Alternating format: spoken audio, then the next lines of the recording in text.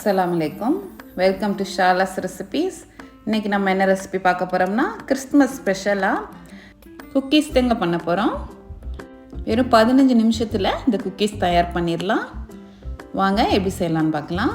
ஒரு மிக்சிங் பவுலில் 1/4 cup butter எடுத்துக்கோங்க, அதாவது 60 ml.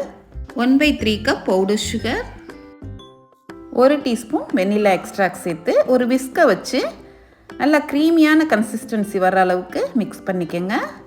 சுகரும் பட்டரும் சேர்ந்து நல்லா மிக்ஸ் ஆகணும். நீங்கள் விஸ்க் வேண்டான்னு நினச்சிங்கன்னா ஹேண்ட் பிளெண்டர் வச்சு கூட நீங்கள் மிக்ஸ் பண்ணிக்கலாம். 1/2 கப் மைதா சேர்த்துக்கிறேன் நான். 125 ml. ஒரு பிஞ்ச் பேக்கிங் பவுடர், ஒரு பிஞ்ச் உப்பு சேர்த்துக்கோங்க.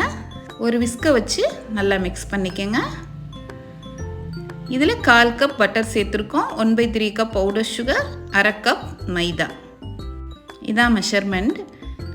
இது கூட 2 table spoon tutti frutti, 2 table spoon பாதாம், முந்திரி ரெண்டுமே நான் கட் பண்ணி சேர்த்துருக்கேன். கொஞ்சமாக ஜெர்ரி கட் பண்ணி போட்டிருக்கேன், கொஞ்சம் கலர்ஃபுல்லாக பார்க்குறதுக்கு நல்லாயிருக்கும். இப்போ ஹேண்டை வச்சு நம்ம நல்லா பிசைஞ்சுக்கிடலாம். எல்லாம் சேர்ந்து வரணும். ஒரு டோ மாதிரி கொண்டு வந்துடுங்க.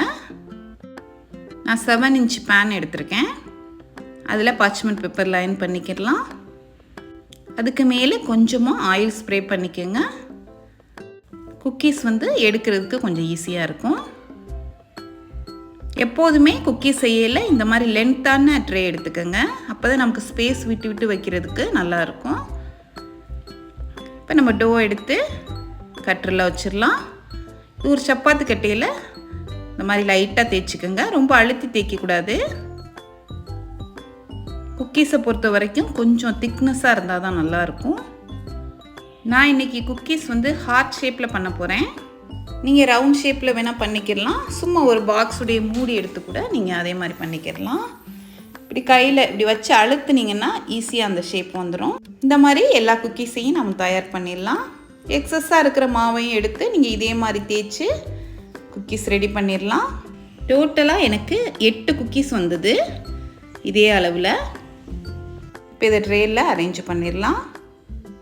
175 டிகிரி செல்சியஸில் நான் ஓவனை ப்ரீஹீட் பண்ணி வச்சுருக்கேன்.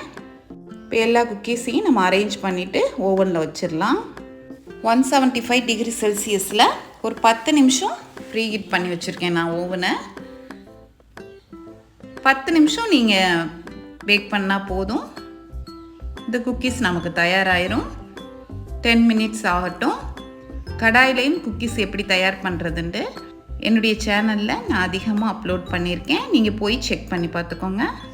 குக்கீஸை பொறுத்த வரைக்கும் ரொம்ப அதிக நேரம் நம்ம பேக் பண்ணவும் கூடாது. சாஃப்டாக இருக்கையிலேயே நம்ம எடுத்துடணும். அந்த ஹீட்டில் நம்ம ஆற வைக்கிற ஹீட்லேயே அது நமக்கு கரெக்டான கன்சிஸ்டன்சி வந்துடும். பாருங்கள், கரெக்டாக பேக் ஆகிருக்கு.